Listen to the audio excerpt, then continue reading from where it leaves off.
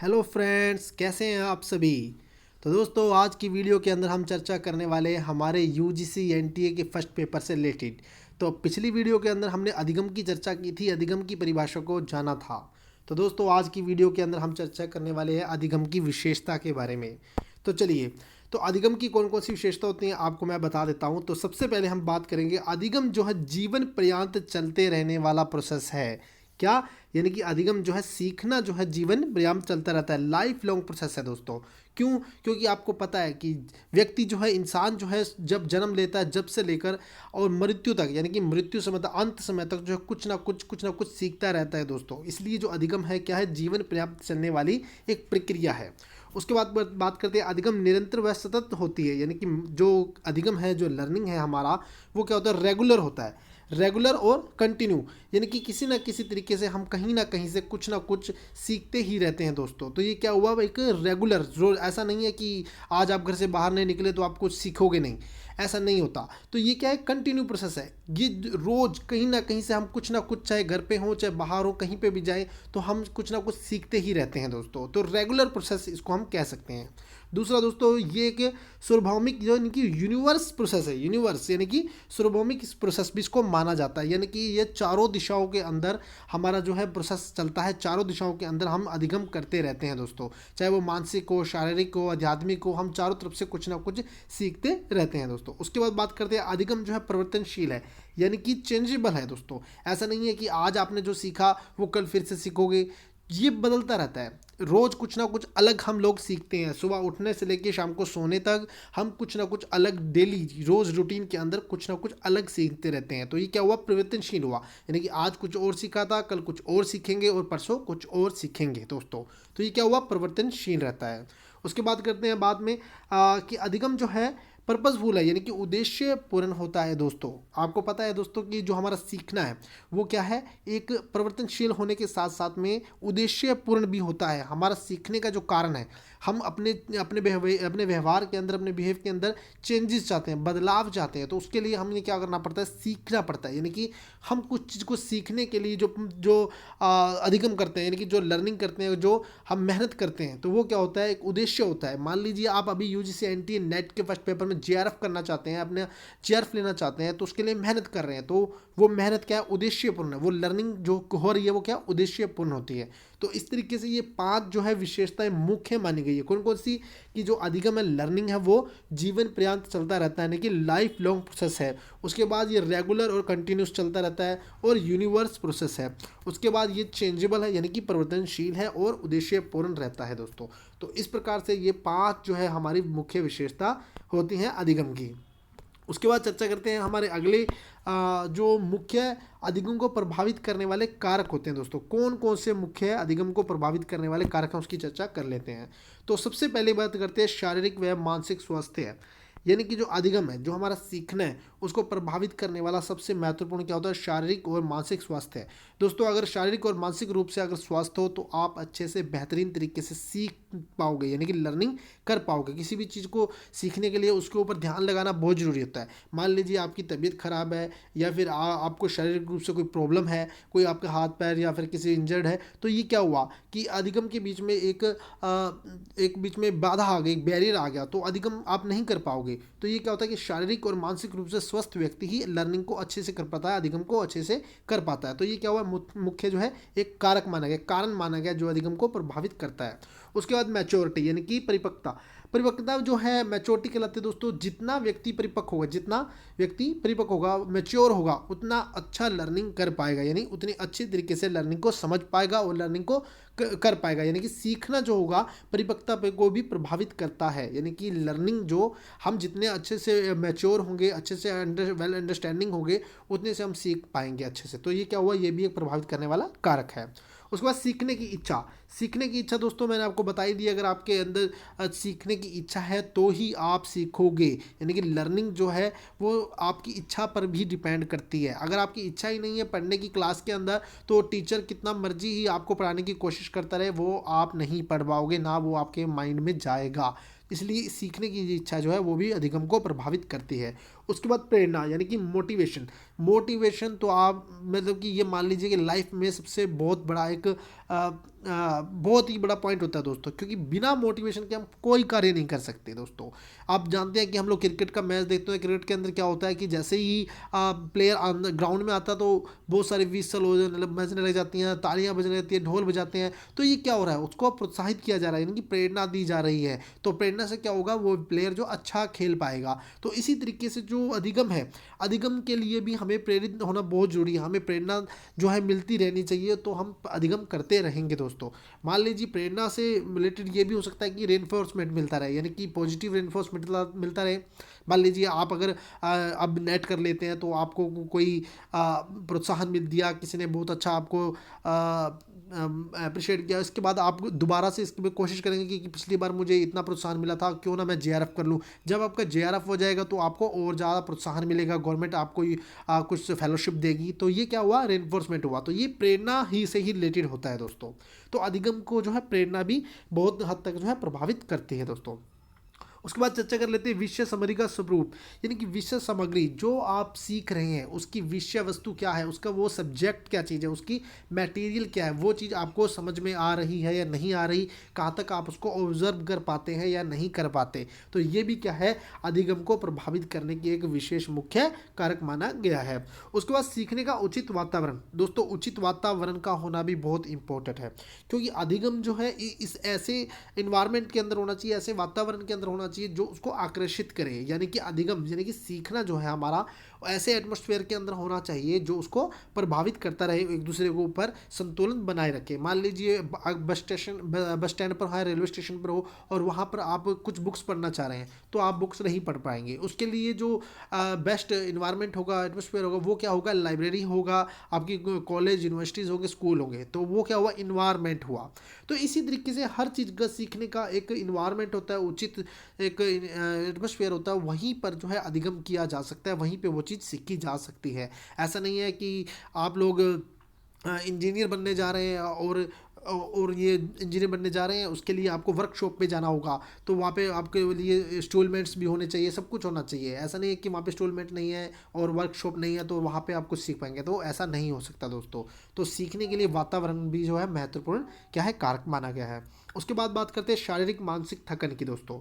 थकन जो मैंने आपको बताया कि शारीरिक और मानसिक थकन जो है, यानी कि कंटिन्यू अगर आप कोई चीज़ पढ़ रहे हैं, मान लीजिए आपने कंटिन्यू 3-4 लेक्चर लगा लिए हैं 40-40 मिनट के, 1 घंटे के, और उसके बाद फिर आप अगले नेक्स्ट फिर बिना रेस्ट किए हुए 10 से 15 मिनट के बीच में कुछ खाए पिए बिना ही आप जो है फ्रेश हुए बगैर ही कंटिन्यू पढ़ते रहेंगे, तो वो क्या होगा, आपकी मानसिकता जो है काफ़ी थक जाएगी। या मान लीजिए आप कुछ कंप्यूटर कोचिंग कोर्स कर रहे हैं या फिर कुछ चीज़ सीख रहे हैं, कोई मोबाइल ठीक करना, कोई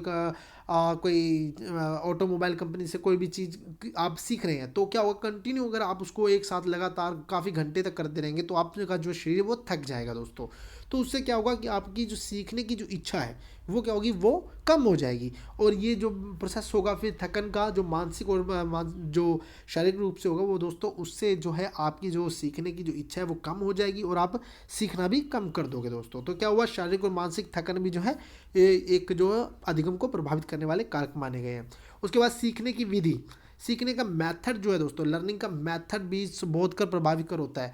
मान लीजिए आप क्लास के अंदर पढ़ रहे हैं और टीचर का पढ़ाने का तरीका अगर अच्छा नहीं है, पढ़ाने की जो तरीका है वो आपको समझ में नहीं आ रहा है, प्रभावित नहीं है, तो आप भी सीखने में क्या होगा, एक बैरियर उत्पन्न हो जाएगा और आप सीख नहीं पाओगे। तो ये भी क्या हुआ, सीखने की जो विधि है ये भी एक प्रभावित कर मानी गई है। उसके बाद बात करते हैं अध्यापक का सिखाने की प्रक्रिया, वही बात जो मेथड था वो यहीं पे, यानी कि टीचर अगर सिखाने की प्रक्रिया में अगर दक्ष नहीं है, ट्रेंड नहीं है, तो क्या होगा, वो अच्छे से आपको सिखा नहीं पाएगा। क्यों, क्योंकि अगर सिखाने की प्रक्रिया ही नहीं सही होगी तो स्टूडेंट्स क्या होंगे, अच्छे से उसको समझ ही नहीं पाएंगे, और समझ नहीं पाएंगे तो सीखा नहीं जाएगा। तो क्या होगा, लर्निंग के अंदर जो है बाधा उत्पन्न हो जाएगी। तो ये क्या हुआ, उसको प्रभावित करने वाला एक कारक हो गया। उसके बाद लास्ट का जो है हमारा इंपॉर्टेंट वो होता है दोस्तों, माइंड, यानी कि जो हमारी बुद्धि होती है, इंटेलिजेंस होता है, ये भी जो है अधिगम को प्रभावित करने वाला महत्वपूर्ण कारक होता है दोस्तों। क्यों, क्योंकि आपको पता है कि हर इंसान के अंदर मेमोरी जो लेवल है वो अलग अलग होता है। क्लास के अंदर स्टूडेंट्स कुछ एवरेज होते हैं, कुछ हायर ब्रिलियंट होते हैं, और कुछ जो होते हैं काफ़ी वीक होते हैं, जो सीखने की प्रोसेस बहुत स्लो चलती है उनकी। तो माइंड जो होता है ये भी हमें अधिगम को प्रभावित करने का मुख्य कारक माना गया है दोस्तों। चलिए दोस्तों, तो ये क्या थे इम्पोर्टेंट हमारे अधिगम को प्रभावित करने वाले कारक थे जिसके द्वारा जो है अधिगम हमारा प्रभावित होता है। चलिए तो आगे चर्चा कर लेते हैं हमारे इम्पोर्टेंट टॉपिक की। तो वो क्या चीज़ है, तो वो है हमारे सामने किशोर व वयस्क अधिगमकर्ताओं की विशेषताएं। किशोर यानी कि एडोलेसेंस और वयस्क यानी कि अडल्ट, इन दोनों की आपस की जो जो अधिगमकर्ता यानी सीखने वाले जो बच्चे होते हैं इनकी क्या विशेषताएं होती है, इनको 4 श्रेणियों के अंदर हमने बांट के इसको पढ़ना है। तो कौन कौन सी श्रेणी है? शैक्षिक श्रेणी है, सामाजिक श्रेणी है, भावनात्मक श्रेणी है और संज्ञानात्मक श्रेणी है। यानी कि एकेडमिक है, सोशल है, एब्स्ट्रैक्ट है और कोग्निटिव जो है, इनको अलग अलग पार्ट्स के अंदर बांटा गया है। तो दोस्तों आप देख रहे हो जो किशोर होते हैं यानी कि जो एडोलेसेंस की एज रखी गई है 12 से 18 वर्ष को मानी गई है। यानी कि एडोलेसेंस की जो एज होती है वो 12 से 18 वर्ष होती है। और जो वयस्क होते हैं यानी कि अडल्ट जो होते हैं वो कितने होते हैं? 18 से 25 या 30 वर्ष को रखा गया है। तो इनकी सबसे पहले बात कर लेते हैं शैक्षणिक जो इनकी विशेषता होती है उनकी। तो किशोर जो होते हैं वो कैसे सीखते हैं? वो सीखते हैं मूर्त से अमूर्त की ओर सीखते हैं दोस्तों। मूर्त यानी कि जो चीज़ हम लोग हाथ लगा सकते हैं, छू सकते हैं, देख सकते हैं वो चीज़। अमूर्त यानी कि जो हमारी भावनाएं होती हैं दोस्तों, जिसको हम छू नहीं सकते। या एक टेक्निकल भाषा में बात करें तो मूर्त जो होता है वो होता है हार्डवेयर और जो अमूर्त होता है वो होता है सॉफ्टवेयर। तो बच्चे जो होते हैं किशोर अवस्था में वो मूर्त से अमूर्त की ओर सीखते हैं दोस्तों। लेकिन जो वयस्क होते हैं, वयस्क कैसे सीखते हैं दोस्तों? समझ की जिज्ञासा, यानी कि उनको अंडरस्टैंडिंग के लेवल जो होता है, उनका रिफ्लेक्टिव जो लेवल होता है वो एक्टिव हो जाता है और वो चीज़ को समझकर अच्छे से ध्यानपूर्वक समझने के बाद उसको सीखने की कोशिश करते हैं। उसके बाद बात करते हैं फिर से कि जो दृश्य श्रवण सामग्री से सीखे जाते हैं। यानी कि वयस्क जो किशोर अवस्था में जो बच्चे होते हैं वो क्या करते हैं? दृश्य और श्रवण यानी कि देखने वाली और सुनने वाली सामग्री से ज़्यादा अच्छे से सीखते होते हैं। और इसके साथ साथ में जो इनका जो अधिगम जो होता है शैक्षणिक तरीके से वो क्या होता है? भविष्य आधारित होता है। यानी कि वो अपने भविष्य के लिए ही वो सीखने का कार्य करते हैं। यानी कि उनको मान लीजिए वो बीए में तो एमए के अंदर होने की कोशिश करते हैं, तो वो क्या करते हैं? इस चीज़ को सीखने के लिए कोशिश करते हैं। यानी कि भविष्य से रिलेटेड ही उनका अधिगम किया जाता है। उसके बाद जो वयस्क होते हैं वो क्या करते हैं? अमूर्त विचारों का विकास कर लेते हैं। यानी कि जो उनका रिफ्लेक्टिंग जो पावर होती है, यानी कि सोचने की, जो समझने की जो ताकत होती है, उसको विचारों का विकास करके सीखते हैं। क्रियात्मक अधिगम करते हैं वो लोग। यानी कि जो क्रियात्मक अधिगम रहता है उनका एक्शन रिसर्च, यानी कि एक्शन जो होता है, एक्शन करके कुछ करने के बाद उनको सीखा जाता है। उसके बाद ये तर्कयुक्त अधिगम करते हैं। यानी कि आपस में डिबेट करके किसी चीज़ में रीजनिंग का अर्थ तर्क लगाकर, यानी कि ये चीज़ ऐसे क्यों हुई, कैसे हुई, उसके पीछे सारा लॉजिक जानकर ही वो सीखने की कोशिश करते हैं। लेकिन वयस्क जो किशोर अवस्था के बच्चे होते हैं वो ऐसा कुछ नहीं करते। वो सिर्फ देखकर और सुनकर ही अच्छे से समझ लेते हैं और उनका जो अधिगम होता है वो भविष्य के लिए ही आधारित होता है। चलिए अब बात कर देते हैं सोशल, यानी कि सामाजिक के अंदर वो किस तरीके से अपनी विशेषता रखते हैं। तो किशोर अवस्था के अंदर आत्मसम्मान की प्रबलता रहती है। आप देखते हैं कि 12 से 18 साल के बच्चे जो होते हैं काफ़ी सेंसिटिव होते हैं। उनको कोई बड़े घर के बड़े या फिर कोई टीचर उनको कुछ बोल दे तो उनको ठेस पहुंच जाती है। तो क्या होता है? वो आत्म प्रबलता उनके अंदर ज़्यादा होती है, आत्मसम्मान उनके अंदर ज़्यादा माना गया है।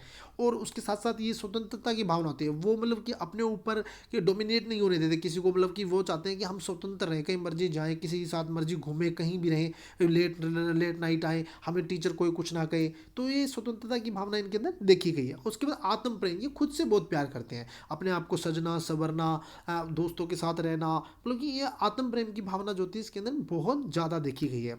उसके बाद समूह की भावना दोस्तों, इसके अंदर मतलब गैंगेज होती है एक तरीके की, हम इसको गैंगेज कहते हैं। क्योंकि ये लोग जो किशोर अवस्था के अंदर जो बच्चे होते हैं, स्टूडेंट्स होते हैं, ये अपने साथ ही जो समूह होता है इनका, वो उनको समर्पित होते हैं। यानी कि उन्होंने जो उनके सुख दुख, उनकी खुशी जो उसी ग्रुप के अंदर सिमट के रह जाती है, वो और किसी के बारे में ज़्यादा नहीं सोचते हैं। लेकिन अगर बात करें अगर अडल्ट्स की, अडल्ट्स में क्या होता है कि उनके अंदर उत्तरदायित्व की जो भावना है वो अधिक आ जाती है दोस्तों। उत्तरदायित्व यानी कि उनके अंदर जो है रिस्पॉन्सिबिलिटी बढ़ जाती है। वो मतलब कि हर किसी की भावनाओं को समझने लग जाते हैं कि मेरे घर की क्या रिस्पॉन्सिबिलिटी है, कॉलेज की क्या रिस्पॉन्सिबिलिटी है। तो वो चीज़ उनके अंदर दायित्व की भावना का विकास हो जाता है। और समान अधिगम समूह से वो जुड़े रहते हैं। यानी कि समान अधिगम समूह, यानी कि मान लीजिए ऐसा नहीं है कि वो एक ही लेवल पे रहेंगे। उनका लेवल यानी कि समान अधिगम के साथ होता है। अधिगम यानी कि मान लीजिए अगर बीए के छात्र हैं, एमए के छात्र हैं, तो वो एमए वालों के साथ ही रहना ज़्यादा पसंद करेंगे। कुछ जैसे आप लोग नेट की शिक्षा ले रहे हैं तो नेट के लिए ही आप ज़्यादा प्रभावित रहोगे। उसके बाद बात करते हैं सामाजिक वचनबद्ध, यानी कि वो जो सोशल उनकी जो वार्ता होती है, यानी कि वो वचनबद्ध होते हैं कि ऐसा करना है तो ऐसा ही करना है, ऐसा नहीं है कि वो बदल जाएंगे।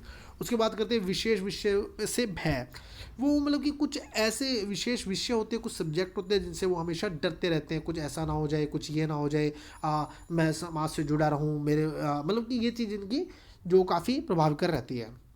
चलिए उसके बाद बात करते हैं भावनात्मक, भावनात्मक से बात कर लेते हैं, यानी कि भावनाओं से जो हमारे फीलिंग से जुड़ी होती हैं। तो किशोर अवस्थाओं में क्या होता है, ये विषम लिंगी को और आकर्षित करते हैं, यानी कि जो अपोजिट सेक्स होता है वो एक दूसरे को आकर्षित करते हैं, लड़का लड़की को लड़का, जो है लड़कियों को लड़कियां, लड़कों को जो आपस में आकर्षित होते हैं इसके अंदर। और विरोधी प्रवृत्ति इसके अंदर सबसे ज़्यादा मानी जाती है। आपको पता है जो किशोर अवस्था है ये एक क्रांति एज कहलाई जाती है, यानी कि एक रिवोल्यूशनरी एज होती है। इसके अंदर बच्चे विरोधी प्रवृत्ति के होते हैं, किसी की बात नहीं सुनते हैं, सब अपना ही मानते हैं। तो ये चीज़ जो होती है इसकी विशेषता होती है। उसके बाद समायोजन का अभाव, यानी कि ये लोग एडजस्टमेंट के अंदर थोड़ा कंफर्टेबल नहीं होते हैं, एडजस्ट नहीं कर पाते ये कहीं पे भी, मतलब कि इनकी खुद के नियम होते हैं, खुद के रूल्स होते हैं इनके, और खुद का ही सब कुछ, मतलब कि ये जो कहेंगे वही होना चाहिए, इनको ऐसा लगता है। तो ये समायोजन कम कर पाते हैं, तो इनके साथ टीचर के इनके साथ बहुत कम बनती है, तो टीचर की भी बहुत कम मानते हैं। तो क्लास के अंदर आप देखते होंगे कि ग्रुप बना लेते हैं, कि कुछ जो इंटेलिजेंट बच्चे होते हैं वो अलग ग्रुप बना लेते हैं, थोड़े से वीक होते हैं वो अलग बना लेते हैं, कुछ मतलब कि कुछ उधरबीज, मतलब कि कुछ कम इंटेलिजेंट बच्चे होते हैं, मतलब कि जो बस मौज मस्ती के लिए ही आते हैं, वो लोग अलग ग्रुप बनाते हैं। तो क्या होता है, समायोजन नहीं हो पाता इन दोनों का आपस में। तो ये चीज़ जो है जो किशोर अवस्था में ही देखी गई है। उसके बाद आत्मनियंत्रण, वयस्क की बात करें तो ये आत्मनियंत्रित होते हैं, यानी कि खुद पर ये है जो कंट्रोल कर सकते हैं। उसके बाद आत्मदशा, यानी कि इनकी जो दशा होती है, यानी कि जो ये खुद को देख पाते हैं कि हाँ मैं अभी यहाँ पर स्टेबल हूँ, यहाँ ये कर रहा हूँ, मैं ये कर सकता हूँ, तो ये चीज़ इनके अंदर आ जाती है। उसके बाद पूर्ण जो है समायोजन, यानी कि एडजस्टेबल हो जाते हैं। इनको पता है भाई बुजुर्गों के साथ कैसे बातें करनी है, माँ बाप के साथ कैसे रहना है, बच्चों के साथ कैसे रहना है, और टीचर के साथ कैसे रहना है, क्लास के अंदर कैसे जो है आपस में कम्युनिकेशन करना है, तो ये इनको अच्छे से समझ आ जाता है। चलिए दोस्तों, उसके बाद बात करते हैं कोग्निटिव, यानी कि संज्ञानात्मक। संज्ञानात्मक जो है मानसिकता से जुड़ा होता है दोस्तों। इसके अंदर किशोर अवस्था में बात करें तो ये मानसिक तनाव बहुत ज़्यादा लेते हैं, छोटी छोटी बातों को लेकर एकदम बुरा मान जाते हैं।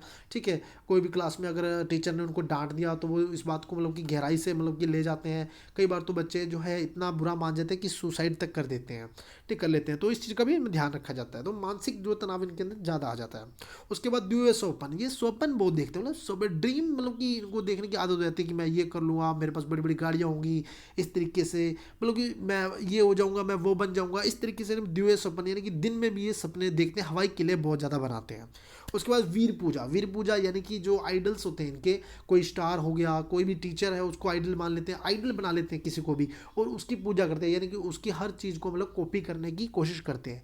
ऐसा नहीं है कि भाई कॉपी अच्छे ही बुरे ही काम की भी की जाए और अच्छे ही काम की जाए, ऐसा नहीं है। वीर पूजा का अंदर यानी कि जो आप देखेंगे कि जो मान लीजिए कोई हम कोई स्टार का नाम नहीं लूँगा मैं, फिर भी बता देता हूँ, कोई भी स्टार है तो वो कुछ बेकार काम भी करता है, अच्छे काम भी करता है। तो बच्चे क्या करते हैं इस एज के अंदर, किशोर अवस्था के अंदर, जो स्टार होता है उसके अच्छे कामों को ऑब्जर्व करके उसको क्या करते हैं, रिप्लाई करते हैं, यानी कि उसको अपने लाइफ के अंदर ले आते हैं और उसकी कॉपी करने की कोशिश करते हैं। लेकिन बुरे कामों की जो उनकी निंदा होती है जिस काम के अंदर, वो काम बिल्कुल नहीं करते हैं। तो ये चीज़ में विशेष ध्यान देने योग्य बात है दोस्तों। चलिए अब उसकी बात करते हैं जो संज्ञानात्मक के अंदर वयस्कों के साथ क्या होता है, इसमें इनकी जिम्मेवारी की भावना ज़्यादा बढ़ जाती है, यानी जिम्मेदारी इनके ऊपर बढ़ जाती है। ये लोग सोचते ज़्यादा है कि कैसे करना है, क्या किया जाना चाहिए, घर के अंदर कैसे मतलब कि एडजस्ट करना है। तो इनके अंदर ये जिम्मेदारी की भावना आ जाती है। और स्व प्रेरणा, जो खुद को ही मोटिवेट करते रहते हैं, खुद को ही मोटिवेट करते रहते हैं, यानी कि कभी कुछ वीडियो देख लिया, कभी किसी से, कभी किसी से, आपस में ही खुद से ही वार्तालाप करके जो है आप वो स्व प्रेरणा यानी कि सेल्फ मोटिवेट होते रहते हैं। उसके बाद नए ज्ञान की व्यवहारिकता, यानी कि जो नया ज्ञान है, इन्होंने जो नया ज्ञान जो लिया होता है एडल्ट्स ने, जो ये क्या करते हैं उसको व्यवहारिक रूप में लेके आने की कोशिश करते हैं दोस्तों।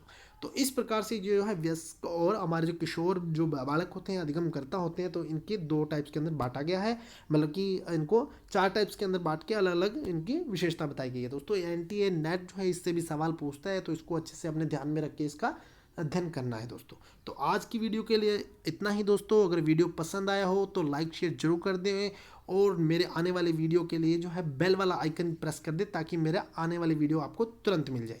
तो जब तक के लिए धन्यवाद। जय हिंद दोस्तों।